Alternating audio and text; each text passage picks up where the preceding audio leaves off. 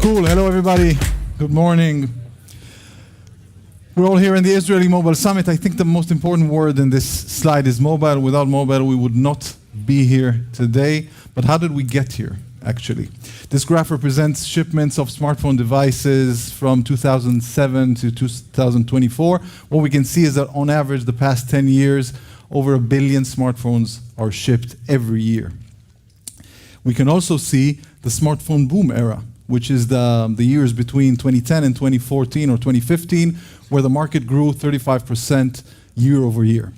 It is also a good intro to the company I manage, Rakuten Viber. Rakuten Viber started in 2010 at the beginning of the smartphone boom era. It was acquired by Rakuten at 2014, near its end, for $900 million. Rakuten is a Japanese e-commerce company, for those of you who are not familiar with. Viber is among the top 5 messaging apps in the world. We have over 550 employees in over 26 countries.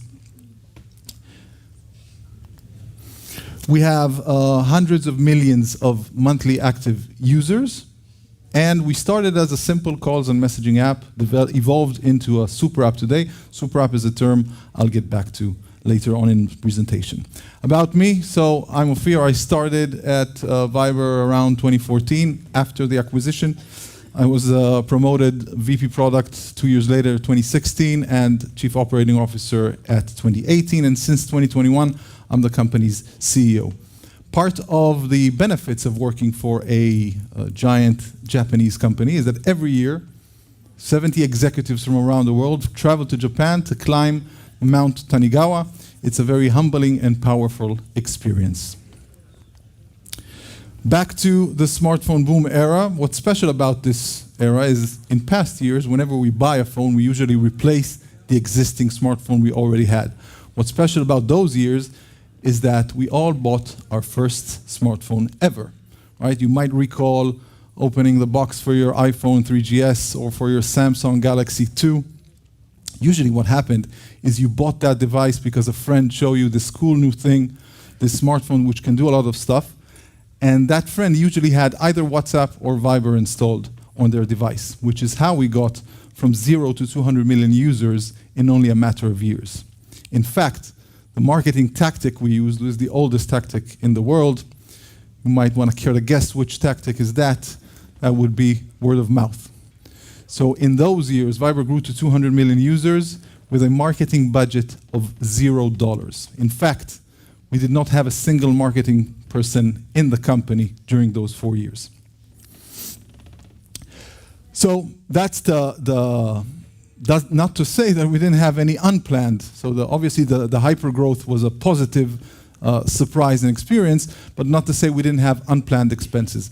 When you install a messaging app like Viber, we need to authenticate your phone number. That phone number authentication is done by sending you an SMS. The person bearing the cost for the SMS is the app developer.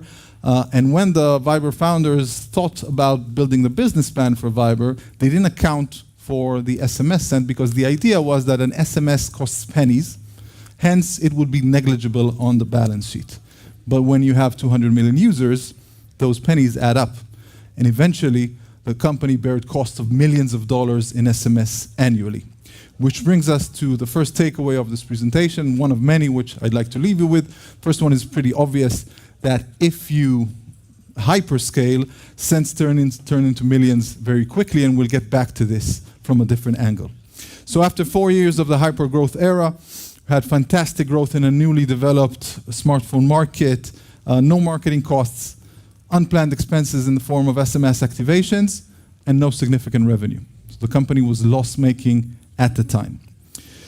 Then came 2015, where we started seeing mobile apps, mainly games, starting to make a lot of money. Some of these companies still exist and presenting today in IMS. And we said, okay, now that we see that monetization is possible, we want some as well, which is the point where we started to exercise monetization, but we had different challenges because the mobile industry, unlike other industries, is very unique in its lack of business model. It's mainly subsidized by giant companies or personal fortunes. Just as an example, the global messaging world is dominated by WhatsApp and Facebook Messenger, both owned by Meta, loss-making as individual products, but obviously giving a lot of value back to Meta. Then we have Signal and Telegram, both funded by the fortunes of their founders that sold other companies. We have Snapchat, which still didn't have a full profitable year since being founded in 2011, and us wanting to beat this game and become profitable. The three main challenges we had in our quest for profitability was A, monetization in a non-monetized market, extremely low ARPUs, if any.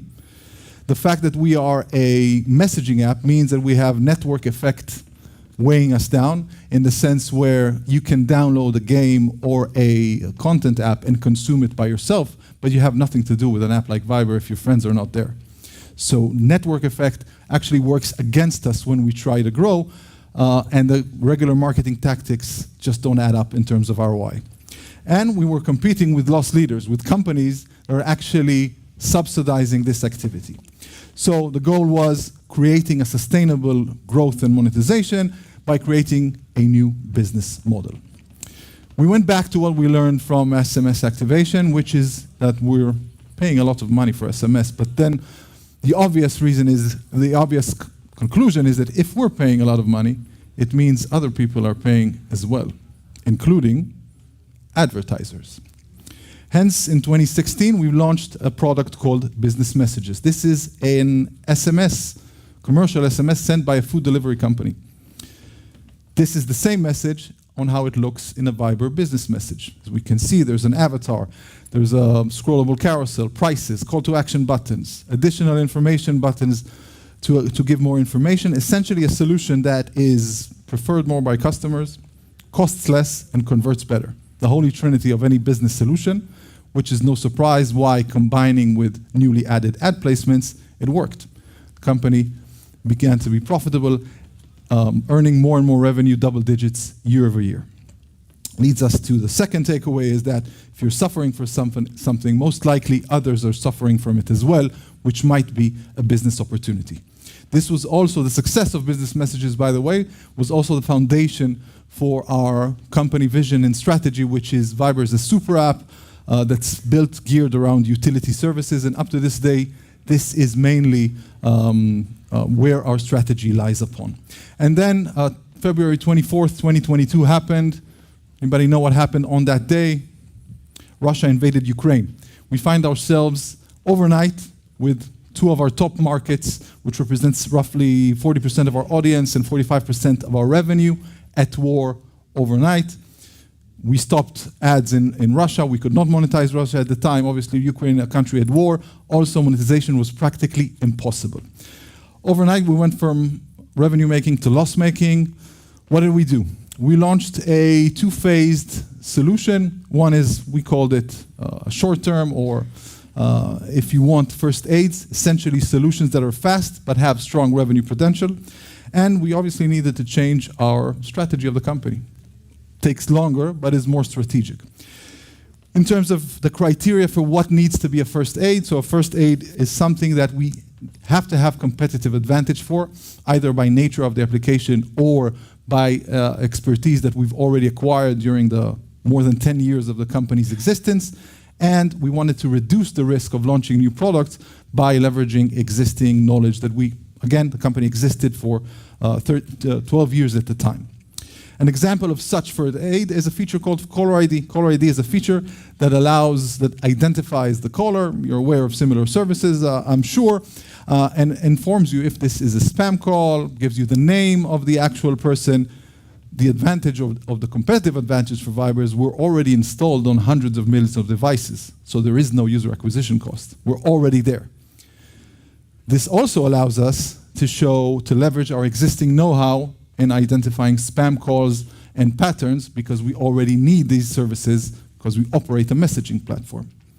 So together with this, we also could show ads once the call is over with additional buttons. What's nice about this is that we went beyond the app, because now we show ads after every regular call, not on every Viber call. And as you can imagine, there are a lot more regular calls on a mobile device than there are voice over IP calls. So we actually extended beyond the application with this solution. Leads us to the next takeaway is that you trying to leverage existing technology you built for yourself for others, classic Amazon case of needing cloud services for e-commerce and then selling them as separate services. Another takeaway is that we stretched outside and found a solution to meet users in more touch points outside the app, like in the example of after every GSM call rather than after every Viber call. A second first aid is the Viber Plus subscription service. The idea was to bring a premium service, paid premium service to users, and monetize by not adding necessarily more ad placement and addressing ad fatigue. Then when we thought about launching this, somebody said rightfully, recall what we said before, messaging is a kind of a loss-leading industry, right? Most people don't, it's subsidized and don't pay. And the assumption was more than 99% of users will never pay for a messaging service. And this is true, by the way. However, going back to our previous takeaway number one, the same scale that hit us when we paid for SMS might be reversed. And what works against us in cost might work against us for us in revenue. Or in other words, in a scale of so high, even if a very small percentage of users would pay, that might amount to significant numbers in revenue. And it worked. Obviously, if it hadn't worked, it wouldn't be takeaway number 5. And today, Viber Plus is more than $10 million in annual revenue. This is the graph representing the growth in Viber Plus subscribers. And I always like to look at what story does the chart tell, and this chart tells a specific story. Around here, mid last week, we see a bump. More than almost a growth of 30% of users grew in a single month. I'm going to share with you what's the story behind that graph. So Viber Plus's value proposition was, we will bring users the ability to shut down ads like any premium service, UX customization, change your icon, colors, probably convenience features like voice to text. And that was what we thought people would pay for convenience and customization. Then we set up a test balloon and launched a feature called delete messages without a trace. So you're familiar with a scenario where you actually send a message to somebody, but it's the wrong person, or it's the right person but the wrong message, and then you end up deleting it, and then the person sees you deleted it, and then they ask you, why did you delete it? And then you start this kind of back and forth, which is a bit embarrassing over a mistake. This feature allows Viber Plus subscribers to actually delete a message without the other person seeing that a message was sent in the first place. And this feature alone generated an uplift of more than 30% in the number of subscribers. So we said, okay, we got something here. Let's double down. And then we added more features like this. So the ability to leave a group silently. Remember, when you leave a group, there's a toast that says, X has left a group, which starts chatter on why the person left the group. So Viber Plus subscribers can remove that as well. You can hide your online and offline status. You can edit your message without that annoying edit confirmation that makes the other guys think that maybe you had a typo, or maybe you're emotional. And what we discovered is that what actually makes users subscribe is to avoid embarrassment. Or in Israel, I can say the anti-fadicha features. Brings us to one of our last takeaways, is that stagnating product might be one insight away from profitability. In our case, the insight was that users would pay sometimes up to 10 times more to avoid the pain of embarrassment over convenience. In retrospect, what we saw is that we can see obviously the dip in the war. The company went into a recession in terms of revenue, but ever since we've implemented those countermeasures, the company has record years, year over year, growing back and back to be profitable. We didn't talk about the long-term company strategy. In 2 words, what we did is we added a SMB service to allow businesses to create their own services. We allowed them to pay each other, either user to user or business to user, and a dating service which leverages what we learned with caller ID. We already have the install base. We don't need to pay for user acquisition, and now we have a competitive advantage over the competition. I can talk a lot about this, but I'm out of time, which brings me to the last takeaway for today. Always leave your audience wanting more. Thank you very much.